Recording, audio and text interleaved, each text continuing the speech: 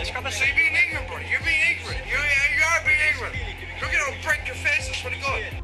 As abuse against rail staff increases, business leaders call for a tax on public-facing workers in any industry to be made a specific offence.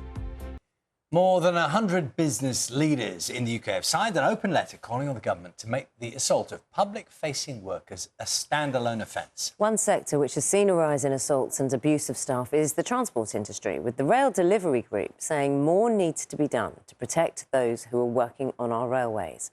Our reporter Tim Muffet can explain. Come on, let's grab a seat. You're being ignorant, buddy. You're being ignorant. You are being ignorant. Look at how break your face, I swear to God. Sometimes just doing your job means facing abuse like this. Don't not in my face, please. Shut your mouth. You only need to go me. You're going to lose your job, so's he. Right, there you go. This footage is from a body camera worn by train manager Phil Banks. I was doing routine ticket checks with my colleague, and we came across a guy who was very loud and quite abusive in nature. Mate, I am serious. For whatever reason, his behaviour got worse and worse. Hostile, threatening. Not guilty. Sean, Because... Sean, come closer, mate, all right? Mate! Hands on me! You put your hands on me! What impact did it have on you? What was it like to go through that? It's not nice to have to be faced with something like that. And you've got to maintain a level in yourself whereby you don't rise to the situation and you don't escalate matters. You've got to try and keep yourself calm, which can be difficult when faced with absolute hostility. There has been an increase in this type of incident throughout the industry. Phil works on the LNER main line between Edinburgh and London. All tickets from Newcastle and Darlington, please. The next one, please. The vast majority of people who do travel are reasonable and polite and decent people who would never dream of getting involved in any behaviour such as that. Thanks very much. Thank you. They don't want to put up with antisocial behaviour, and what generally appreciate is when there's some kind of intervention made.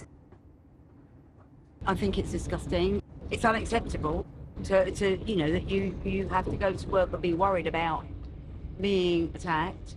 People doing their job, you know, they shouldn't be, you know, abused in any shape or form. You know, it's shocking. We're Canadians traveling on the British rail system right now, and we've seen it all across our travels, where people are very kind, but there's that very small percentage that take it to the extreme and aren't kind. For the past 5 years, the Institute of Customer Service has been asking workers how they are being treated. More than 1,000 have been surveyed this year. It seems things are getting worse. There has been a big rise in the number of employees experiencing hostile behaviour. In the past 6 months, more than 40% of customer-facing workers say they've experienced hostility and abuse. That's up 20% year on year. Sometimes it's verbal, sometimes it's physical. You're a millionaire, though. No, me, no. Millionaire, no, you're not. This footage was shared by a UK tram operator last year. Why are you following me? No, I'm not. Smash your head, bro. Move away from it. Move away from it. And for the retail sector, abuse of staff has become a big, growing problem. The assault of a shop worker could soon become a standalone offence with a maximum prison term of 6 months as part of the Crime and Policing Bill, currently moving through Parliament. Don't throw it over, sir. Don't throw it over. Business leaders want new laws to go further and for the new offence to cover all customer-facing sectors. More than 1/3 of customer-facing workers say abuse is now so bad they're considering quitting their job. Phil has no intention of doing that, but can see why others might.